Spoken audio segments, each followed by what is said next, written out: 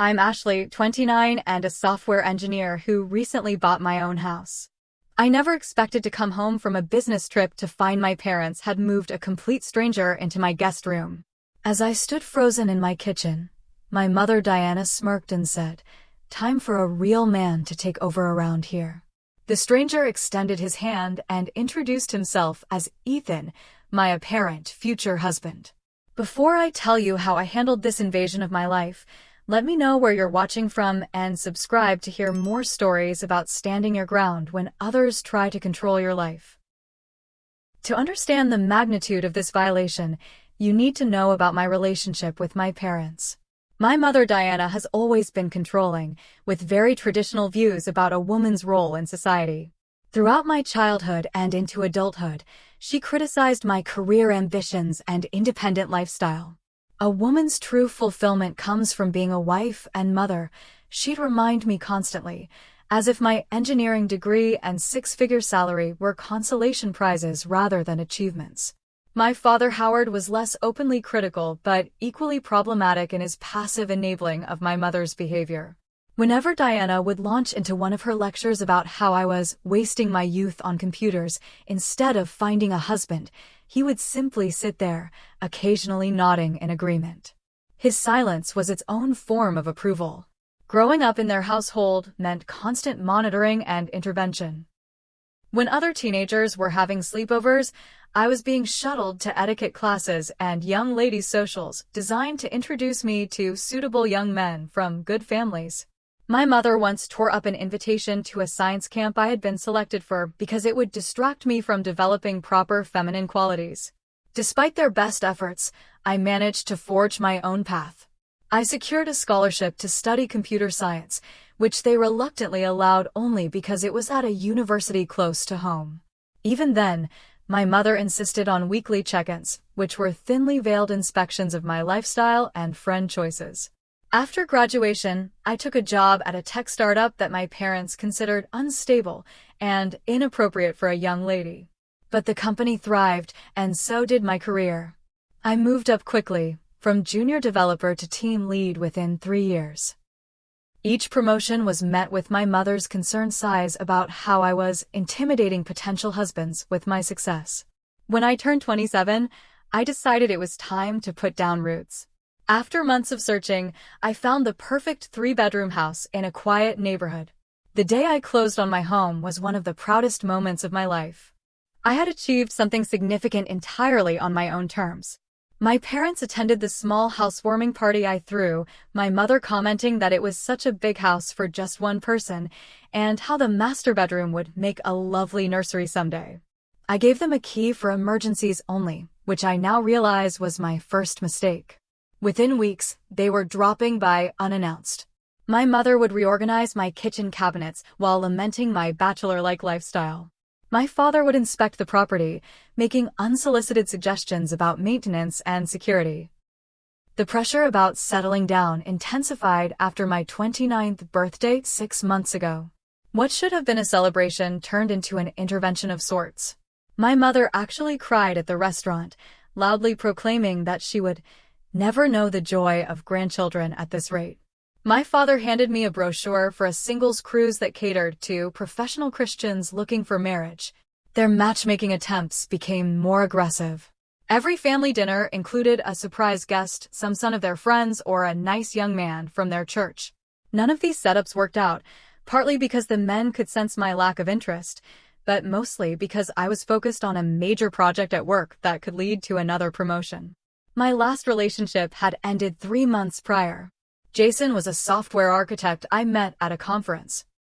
We dated for nearly a year before he revealed that he wasn't ready for anything serious right after meeting my parents at Thanksgiving. I couldn't blame him entirely. My mother had spent the entire dinner asking about his intentions and family background. My friend circle became my true support system. Samantha, my best friend since college, frequently reminded me that my parents' behavior wasn't normal. "They treat you like a teenager, Ash," she would say during our weekend coffee meetups. "You need to set some serious boundaries." Jake, a coworker who became a close friend, offered similar advice from his perspective as the son of overbearing parents. They'll never change unless you make them, he told me. And even then, don't hold your breath. I knew they were right, but confrontation with my parents always seemed too daunting. I had been conditioned since childhood to avoid disrespecting them, and setting boundaries felt like the ultimate form of disrespect in their worldview. So instead, I focused on my work, particularly the new user interface project that could revolutionize our company's main product. The project had me traveling to meet with clients and potential partners. My most recent trip took me to Seattle for 3 days to present our prototype to a major tech company. The presentation was a success, and I was looking forward to a quiet weekend alone to decompress and celebrate my small victory. That's when I came home to find my life had been rearranged without my consent. After a grueling 3-day business trip to Seattle, all I wanted was to collapse on my couch with a glass of wine and silence. The presentation had gone exceptionally well. The potential client had been impressed with our prototype, and my boss had already emailed congratulations for knocking it out of the park. I was exhausted but satisfied, already dreaming of the quiet weekend ahead where I could recharge before diving back into the project on Monday. As my Uber pulled into my driveway around 8 p.m. on Friday, I noticed an unfamiliar black Audi parked where I usually leave my car. For a split second, I wondered if I had the wrong house, but the brass numbers 4517 confirmed I was in the right place. My first thought was that my parents had stopped by, though they drove a silver Mercedes, not an Audi. Wheeling my suitcase up the path, I noticed all the lights were on despite my carefully programmed smart home system that should have left only the porch light illuminated. A sense of unease crept up my spine as I unlocked the door. The aroma of pot roast hit me immediately, my mother's signature dish that she insisted was the way to a man's heart. I could hear voices coming from the kitchen, my mother's high-pitched laugh, my father's low mumble, and a third voice I didn't recognize. A man's voice, confident and jovial. "Hello," I called out, dropping my suitcase in the foyer. The conversation in the kitchen abruptly stopped. Then my mother's voice rang out, "We're in the kitchen, dear. Come say hello." I walked into my kitchen to find my mother bustling around my stove, wearing an apron I'd never seen before. My father sat at the island counter, nursing what appeared to be a whiskey. And leaning casually against my refrigerator was a tall man with dark hair and a carefully maintained stubble, holding a beer bottle from my craft beer collection that I'd been saving for special occasions. "Ashley." My mother rushed over, air-kissing both my cheeks. "You look exhausted. Good thing we're here to take care of everything."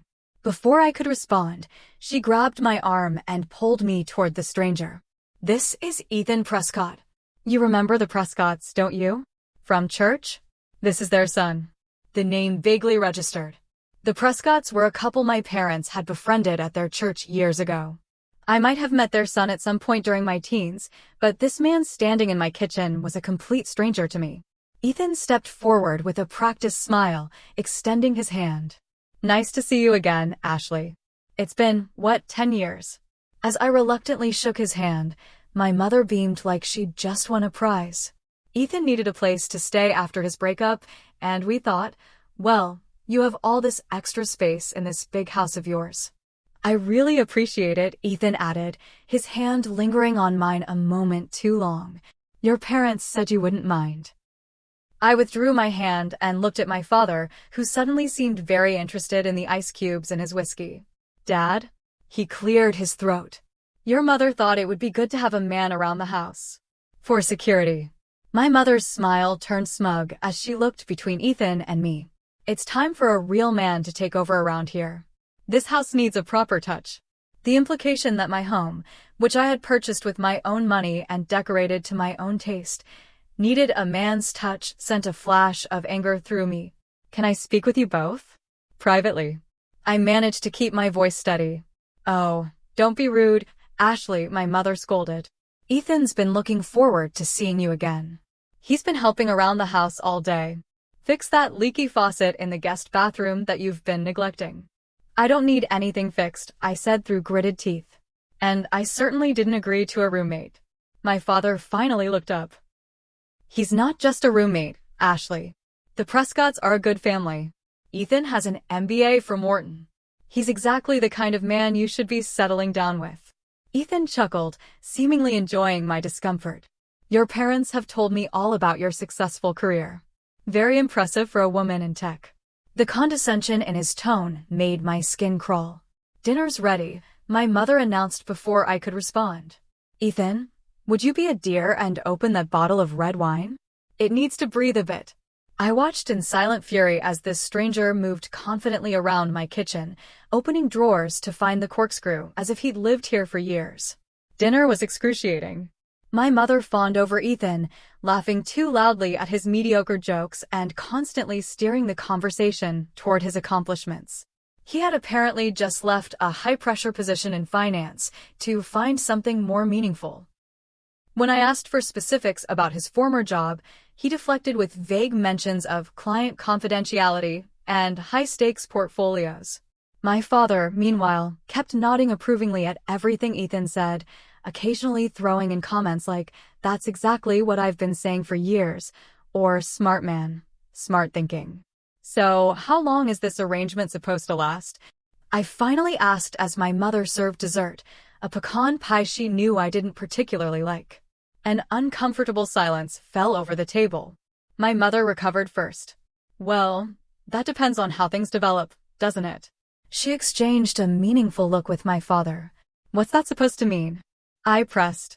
"Ashley," my father said in his reasonable voice that always preceded something unreasonable, "you've been so focused on your career that you've neglected other important aspects of life. Your mother and I aren't getting any younger. We want to see you settled." With all due respect, Ethan interjected, as if his opinion had been requested, "Your parents are just looking out for your best interests. A woman your age should be thinking about family, not just career advancement." The audacity of this stranger to comment on my life choices made me momentarily speechless. I pushed back my chair and stood up. "I appreciate the dinner, but I've had a long trip and need to rest. Ethan, I'm sure you can find a hotel nearby." My mother gasped as if I'd suggested something scandalous. "Ashley Marie, that is no way to treat a guest. Ethan's things are already settled in the guest room." Without my permission, I pointed out. "This is my house." "A house that's far too big for one person," my mother countered. "Be reasonable, Ashley. Ethan needs a place to stay, and you need to start thinking about your future. It's a perfect arrangement. I don't even know him." "The Prescotts are practically family," my father said firmly. "I've already told Gerald that we're taking care of his boy during this transition period." I realized with growing horror that this wasn't a spur-of-the-moment decision. This had been planned. My parents had deliberately waited until I was away on business to move this man into my home. "Just give it a chance," my mother pleaded, though her tone held a note of command rather than request. "A few weeks, that's all we're asking. Get to know Ethan. He's exactly what you need in your life right now." Exhausted from travel and blindsided by this ambush, I didn't have the energy for a prolonged fight. "We'll discuss this tomorrow," I said, retreating to my bedroom. As I closed my door, I heard my mother apologizing to Ethan for my rudeness and assuring him that I would come around. Their laughter drifted up the stairs as I sat on my bed, trying to process what had just happened. My parents had given a strange man access to my home without my consent, clearly with the expectation that I would eventually marry him. It was invasive, presumptuous, and completely disrespectful of my autonomy. As I heard Ethan's footsteps in the hallway and the guest room door closing, I realized this was going to be far more complicated to resolve than I had initially thought. The first week of having an unwanted roommate was even worse than I had anticipated. After a fitful night's sleep, I woke early Saturday morning hoping to reclaim some normalcy with my usual weekend routine: coffee on the patio, followed by a run, then catching up on personal projects. Instead, I found Ethan already in my kitchen, brewing coffee and frying bacon. "Morning, roomie," he said with a smile that didn't reach his eyes. "Hope you like your bacon crispy." He had rearranged my kitchen overnight. My carefully organized spice rack was now arranged alphabetically rather than by frequency of use. My coffee maker had been moved to a different counter, and there were unfamiliar gadgets next to it. "I brought a few things from my place," Ethan explained, noticing my stare. "That's a proper coffee grinder." The pre-ground stuff you've been using doesn't do justice to good beans. By Sunday evening, he had improved more than just my kitchen. My living room furniture had been rearranged for better conversation flow. My guest bathroom now featured his extensive toiletries collection. And most invasively, he had cleared space in my garage for his home gym equipment, pushing my gardening supplies into a corner. When I confronted him about moving my things without permission, he looked genuinely confused. "Your mother said you'd appreciate the help," he said with a shrug. "Besides, this layout makes much more sense."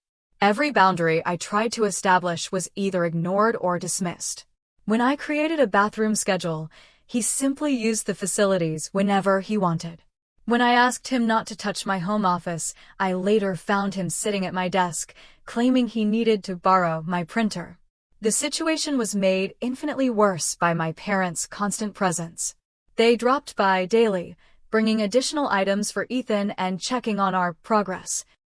My mother would pull me aside to criticize my unwelcoming attitude, while my father and Ethan bonded over sports and home improvement projects I apparently had been neglecting. "Did you see how Ethan fixed that squeaky floorboard?" my mother whispered during one such visit. "So handy around the house." "That's what you need, dear." By Wednesday, I discovered that Ethan was reporting my behavior to my parents. After I told him to stop using my expensive face wash, my mother called to lecture me about being selfish with toiletries, of all things. The invasion of my home made focusing on work nearly impossible. My team was counting on me to refine the UI design based on feedback from the Seattle presentation, but I could barely concentrate. My home office no longer felt like a safe space, with Ethan constantly checking in to see if I wanted coffee or to chat about my day. During our weekly project meeting, my boss Thomas noticed my distraction. "Ashley, you don't seem like yourself. Is everything okay with the Seattle feedback implementation?" I assured him I was on top of it, but internally I was panicking. This project could lead to a promotion to senior design lead, a position I'd been working toward for years. I couldn't let my personal chaos affect my professional goals. My friends were unanimously horrified by the situation. Samantha came over for coffee, ostensibly to meet Ethan but really to assess the situation, and was appalled. "This is insane, Ash," she whispered when we had a moment alone in the kitchen. "He's going through your mail. I just saw him do it." Jake, who had legal training before switching to tech, offered more concrete advice when I confided in him at work. "What they've done could actually constitute an illegal tenancy," he explained during lunch. "You didn't consent to him living there. You could have him removed." But the thought of involving police or legal action against my own parents felt extreme, despite their boundary violations. "I just need to make them see reason," I insisted. By Friday, a pattern had emerged that was even more disturbing. Ethan was slowly inserting himself into every aspect of my life. He had somehow obtained my personal phone number and began texting me throughout the day with questions and comments. "Your car insurance seems high. I know a guy who could give you a better rate. Found your credit card statement. You spend too much on online shopping. We should talk budget strategies." The realization that he had been going through my personal mail and financial documents sent a chill down my spine. When confronted, he seemed genuinely perplexed by my anger. "Your mom asked me to help organize your paperwork," he said defensively. "She's worried about your spending habits." That evening, I returned home to find Ethan and my parents in my living room, reviewing what appeared to be my investment portfolio statements. "What the hell is going on?" I demanded, snatching the papers from my father's hands. "Language, Ashley," my mother scolded. "Ethan has an MBA. He's just offering some financial advice." "I never asked for financial advice. These are private documents." Ethan had the audacity to look wounded. "I'm only trying to help. These tech stock investments are too aggressive for someone your age.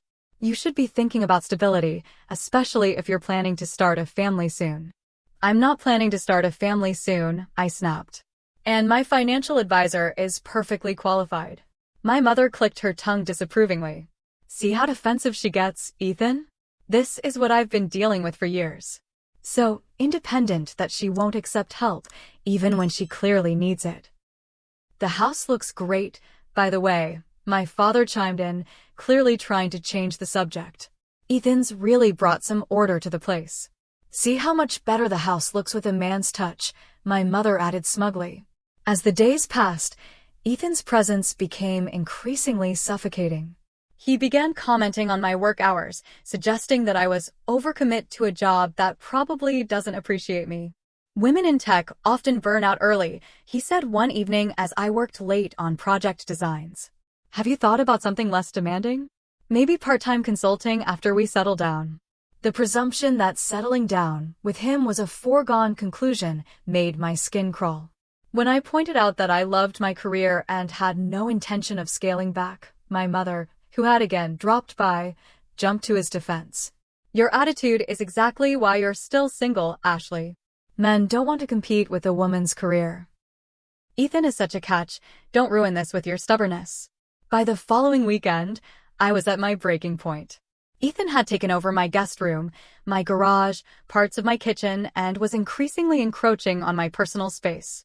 My parents were treating him like a son-in-law already, and my protests were being systematically ignored or dismissed.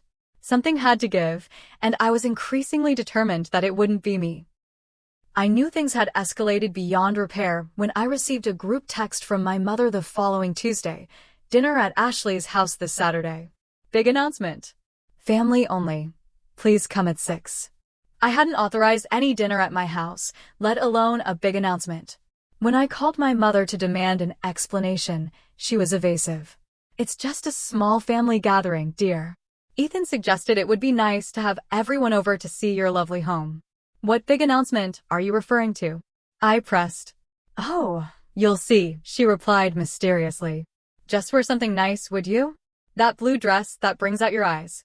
My stomach dropped. I had a terrible suspicion about what this announcement might entail. Saturday arrived, and despite my protests, my parents had invited not just my aunt and uncle, but also my cousins, my grandmother, and to my horror, an older couple I recognized as the Prescotts, Ethan's parents. Ethan had spent the day preparing, cooking an elaborate meal in my kitchen and setting my dining table with china I didn't even know I owned. Wedding gift from my mother, he explained when I asked. She thought we could use it tonight. The evening progressed like a surreal nightmare. Ethan played the perfect host in my home, charming my relatives with stories and inside jokes as if they'd known each other for years. My mother fluttered around, topping up wine glasses and exchanging meaningful glances with Mrs. Prescott. After the main course, my father clinked his glass for attention. We have a wonderful announcement to make tonight, he began, beaming at Ethan. As you all have probably guessed by now, our families are joining together. Ethan stood up, placing his hand on my shoulder possessively. Ashley and I are engaged to be married, he announced to gasps of delight and applause. I sat frozen in shock as relatives rushed to congratulate us. Mrs. Prescott hugged me tearfully, thanking me for making her son so happy, while my grandmother pressed a family heirloom ring into Ethan's hand. I can't think of a better match, my mother declared, raising her glass. To Ashley and Ethan. As everyone clinked glasses, I found my voice. No, I said quietly at first, then louder. No. This is not happening. The room fell silent. Ethan's grip on my shoulder tightened painfully. Ashley is just overwhelmed with happiness, he explained smoothly. We've been taking things slow, getting to know each other these past weeks. 2 weeks, I corrected, standing up and pulling away from him. You've been living in my house against my will for 2 weeks. We are not engaged. We are not dating. We are not anything. My mother's face flushed with anger and embarrassment. Ashley Marie, how dare you make a scene? How dare I? I laughed incredulously. You moved a stranger into my house, and now you're announcing an engagement that doesn't exist. Ethan attempted damage control, trying to pull me aside, to talk privately, but I was beyond caring about appearances. Everyone needs to leave, I announced to the shocked faces around my dining table. Now. After my relatives departed in confused whispers and the Prescotts left with tight-lipped disapproval, I confronted my parents and Ethan in my living room. What the hell was that? I demanded. My mother's composure cracked. You're ruining everything. Do you have any idea how hard we've worked to arrange this match? Arrange, I repeated, the word hanging ominously in the air. My father shifted uncomfortably. The Prescotts are very influential in the community, Ashley. Gerald Prescott has connections that could help expand my consulting business. So this is a business arrangement? I was incredulous. It's more than that, my mother insisted. It's securing your future. We promised the Prescotts you'd marry their son. You what? The room seemed to tilt around me. It's a perfect solution for everyone, she continued, oblivious to my growing horror. They needed to settle Ethan down after that unfortunate incident at his last job, and you need a husband before you're too old to have children. What unfortunate incident? I turned to Ethan, who suddenly looked less confident. Just a misunderstanding with a colleague, he muttered, avoiding my eyes. That night, after more heated arguments that resolved nothing, I locked myself in my bedroom, unable to evict them, but unwilling to continue the charade. Something about Ethan's reaction to my question about his job had triggered my suspicions. His background had seemed too perfect from the beginning. The prestigious MBA, the high finance career, the perfect manners and credentials. What if it was all fabricated? The next morning, I left early for work, my mind racing with suspicions and plans. During lunch, I began my investigation, using the company's secure internet connection to search for information about Ethan Prescott. What I found, or rather didn't find, was telling. There was no LinkedIn profile, no social media presence, no record of an Ethan Prescott graduating from Wharton with an MBA in the last decade. It was as if he didn't exist in the digital world, which was highly unusual for a supposedly successful finance professional. That evening, I returned home determined to find more concrete evidence. I needed to be careful, knowing that Ethan seemed to have full access to my house and belongings. I didn't have to wait long for my opportunity. Around 8 p.m., Ethan announced he was going out to meet some old colleagues. The moment his car pulled away, I began searching the guest room. What I found confirmed my worst suspicions. Hidden in his suitcase was a different wallet with an ID for Eric Patterson, not Ethan Prescott. There were also several burner phones and a notebook containing what appeared to be my account numbers, passwords I'd entered on my home computer, and other personal financial information. Most damning of all was a small digital camera containing photos of my financial documents, passport, and even my birth certificate. He had been systematically gathering everything needed for identity theft. As I sat processing this discovery, I heard the front door open. Quickly returning everything to its place, I slipped out of the guest room just as Ethan came up the stairs. Going through my things, Ashley, he asked, his charming demeanor replaced with something colder. I needed to get extra towels from the linen closet. I lied, my heart racing.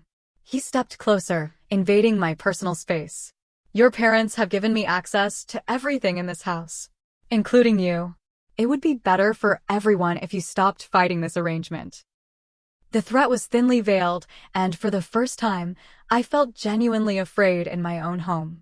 I retreated to my bedroom, locking the door and pushing a chair against it for good measure. That night, I couldn't sleep. The man in my guest room wasn't just an unwanted matchmaking attempt by my parents. He was potentially dangerous. And my parents had handed him the keys to my life, literally and figuratively. As I lay awake, the full reality of my situation became clear. My parents hadn't just overstepped boundaries, they had put me in actual danger out of some misguided desire to see me married. Whether they were willing participants in Ethan's scam or unwitting accomplices didn't matter at this point. I needed to reclaim my home and my life, and I needed to do it soon. The breaking point hadn't just been reached, it had shattered any remaining illusions I had about reconciling with my parents without fundamental change. Tomorrow, I would begin gathering evidence. Not just for my parents, but for the authorities if necessary. This wasn't just about boundaries anymore, it was about safety and self-preservation.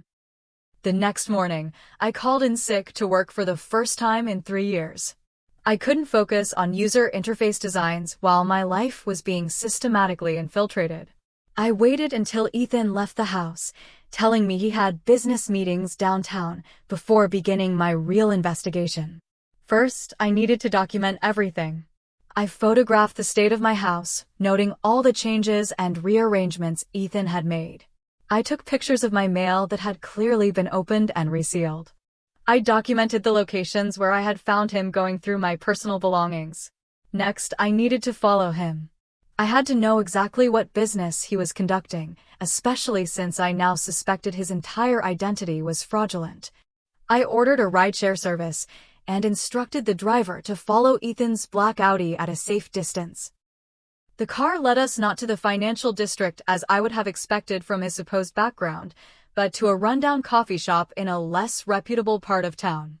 Through the car window, I watched as Ethan met with a nervous-looking man who passed him a thick envelope.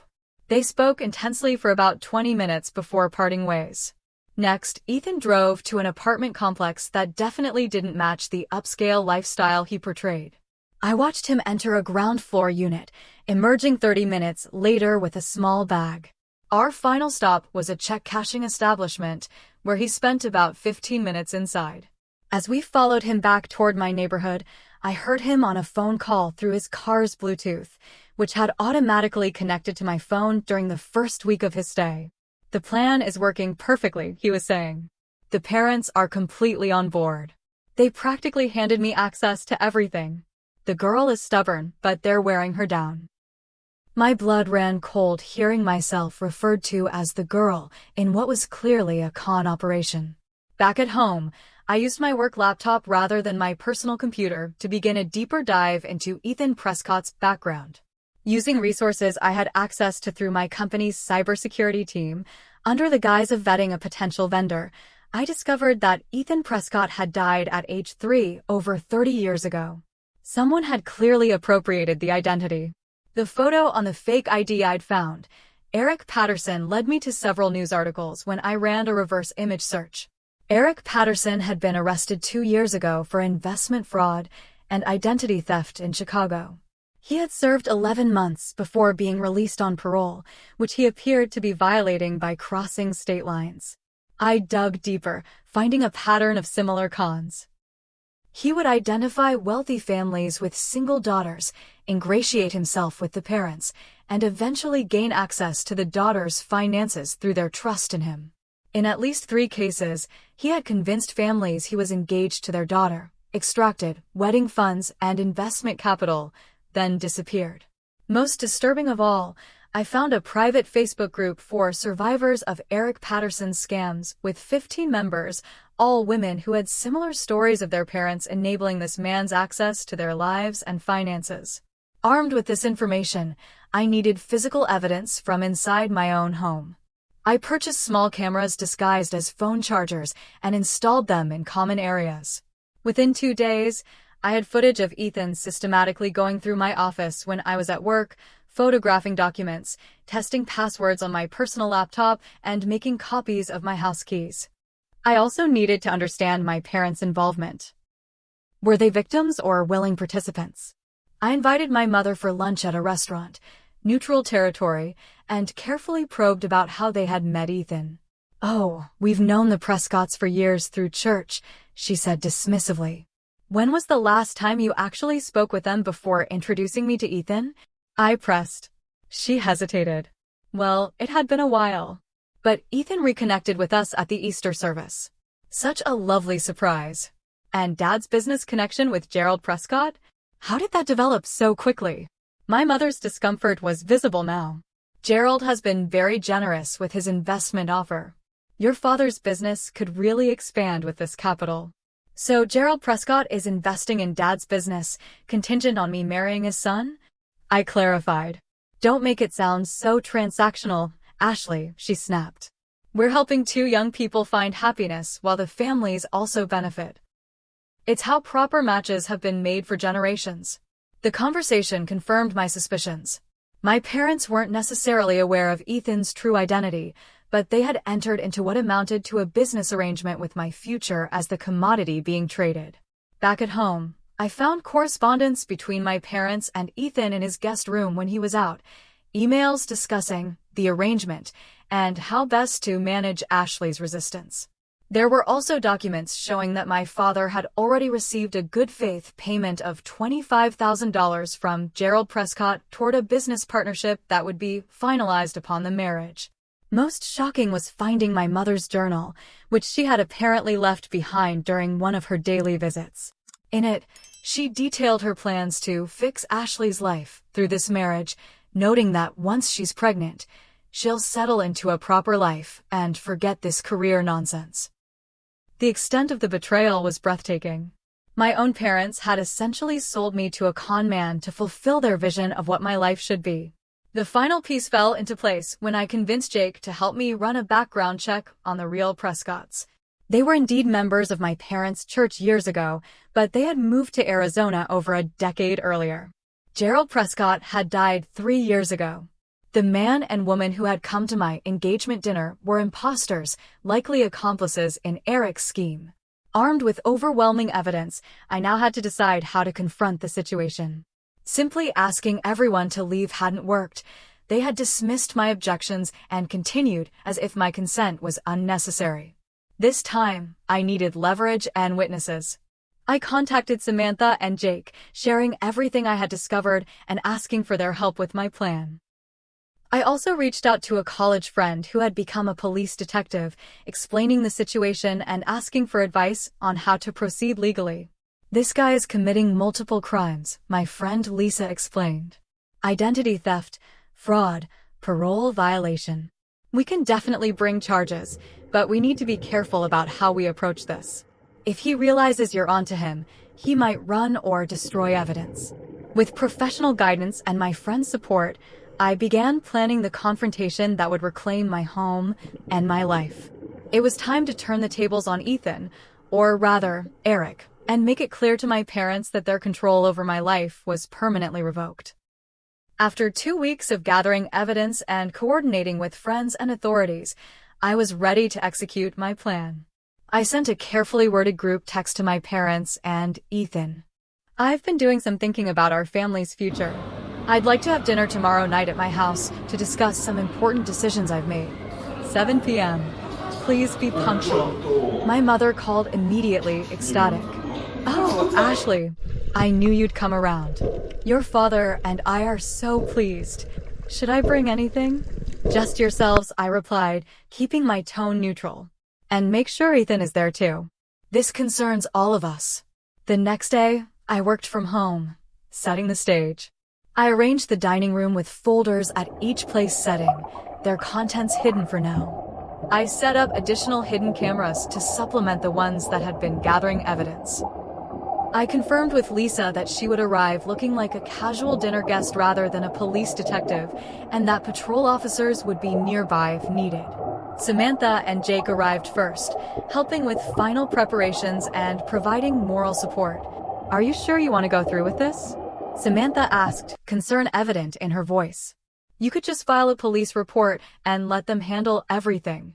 "I need to do this," I explained. "Not just to stop Ethan, but to reset boundaries with my parents. This has been building for years." At precisely 7 p.m., the doorbell rang. My parents arrived with Ethan in tow, my mother carrying flowers and my father a bottle of champagne. "We thought we'd celebrate your decision properly," my mother said, kissing my cheek. I introduced them to Jake and Samantha, explaining they were colleagues helping with my new project. My mother gave Samantha a suspicious once-over but maintained her smile.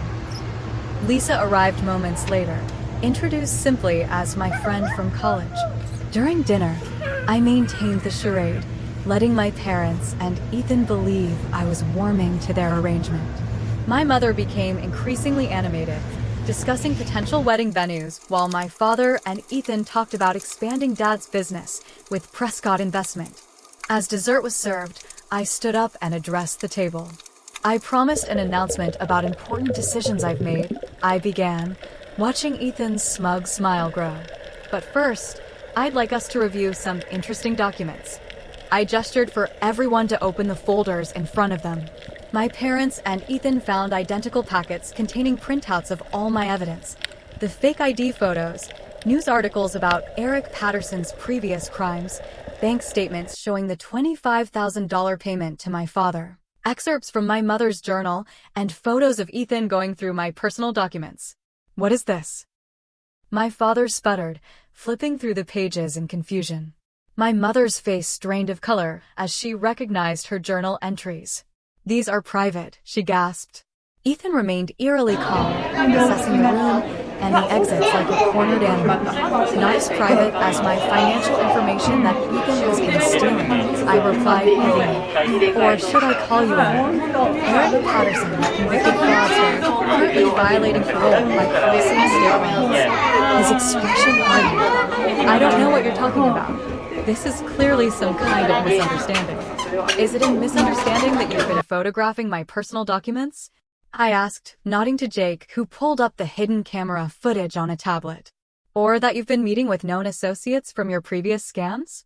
I turned to my parents, whose shock appeared genuine. Mom, Dad, the Prescotts you think you reconnected with at church are imposters. The real Gerald Prescott died 3 years ago. That's ridiculous, my father blustered, though uncertainty had crept into his voice. Gerald and I have spoken directly about the investment. You spoke with someone claiming to be Gerald, I corrected. Just like you invited someone claiming to be Mrs. Prescott to dinner last week. They're con artists, and you've been helping them target me. Ethan suddenly stood up. I need to make a call. Excuse me. Sit down, Eric, Lisa said firmly, standing and revealing her badge. I'm Detective Lisa Martinez. We have some questions about your parole violations and these new fraud allegations. The room erupted into chaos. Ethan made a dash for the door but was met by 2 uniformed officers who had been waiting outside.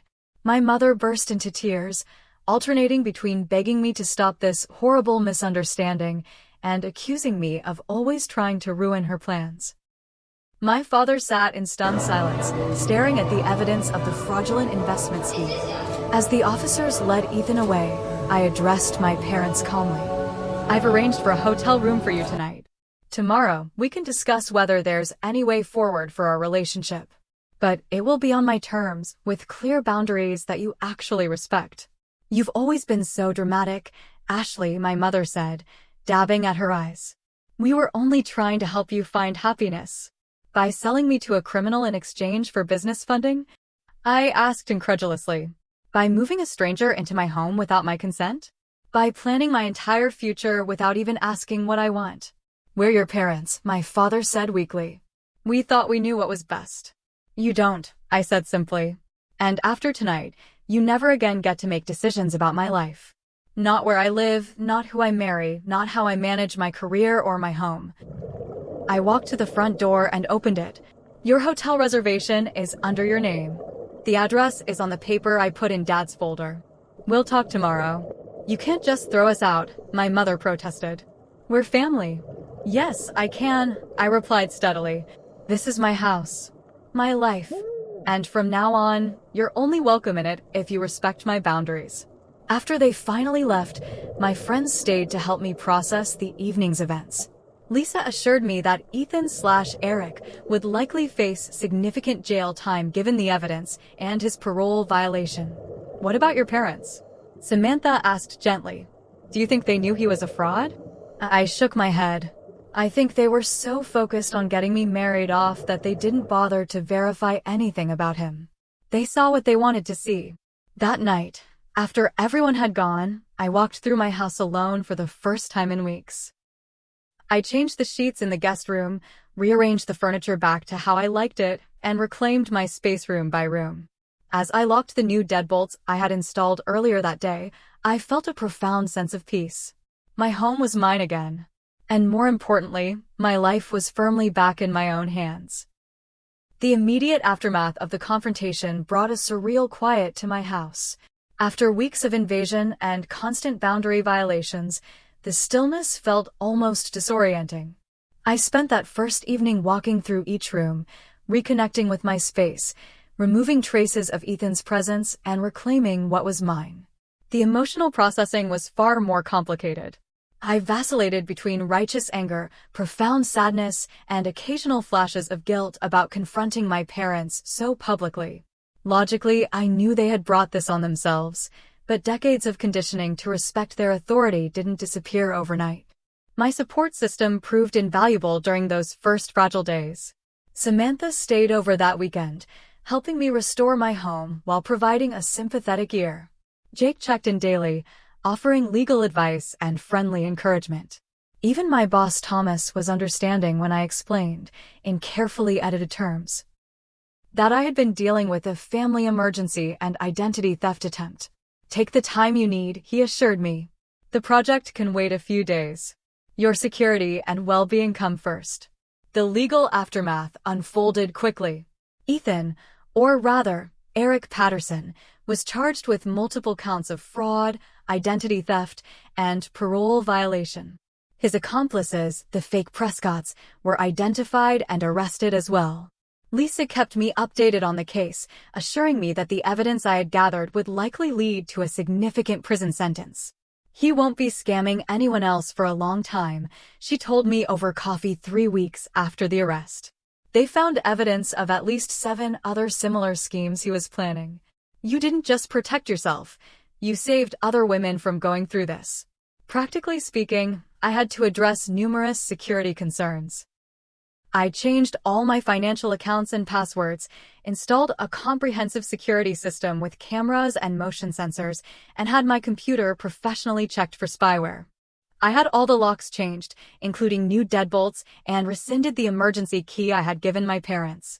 The family fallout was perhaps the most challenging aspect. True to my word, I met with my parents the day after the confrontation at a neutral coffee shop rather than my home. My mother arrived with red-rimmed eyes and immediately launched into a mix of apologies and justifications.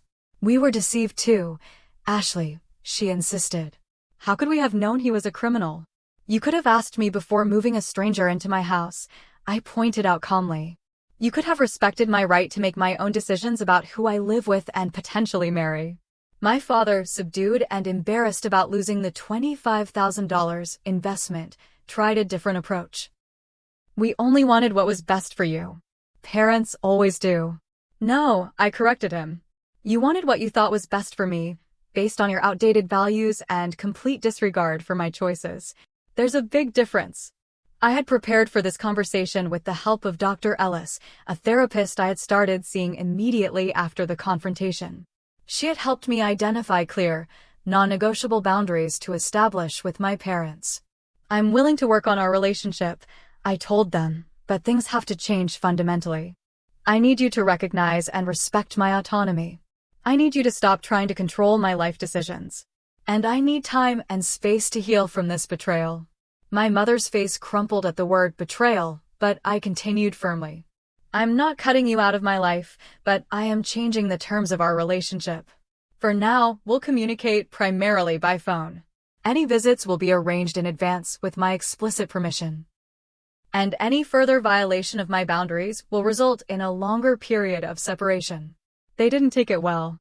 My mother oscillated between tearful pleas and angry accusations that I was punishing them unfairly. My father retreated into stony silence. But for the first time in my adult life, I held firm against their emotional manipulation. "These are my terms," I concluded as we parted. "The choice to accept them is yours." The weeks that followed brought unexpected peace. Without the constant pressure from my parents to conform to their expectations, I found myself reconnecting with my own desires and ambitions. I threw myself back into my work project with renewed focus and creativity. My team noticed the change immediately. "Whatever you worked through, it suits you," Jake commented during a project review. "I've never seen you this confident in your designs." He was right. Standing up to my parents and reclaiming my space had strengthened something fundamental in me. The user interface redesign benefited from this new assertiveness, as I advocated more effectively for user-centered solutions rather than compromising at the first sign of resistance. For months after the confrontation, my project launched to widespread acclaim from clients and industry peers alike. Thomas called me into his office the following week. "The board was impressed with how you handled the Seattle client and the subsequent implementation," he said. "We'd like to offer you the senior design lead position, effective immediately." The promotion I had been working toward for years had finally materialized. The irony wasn't lost on me. It came precisely because I had learned to stand firm and advocate for my vision, the very qualities my parents had tried to suppress in favor of feminine compliance. My personal healing progressed alongside my professional success. Dr.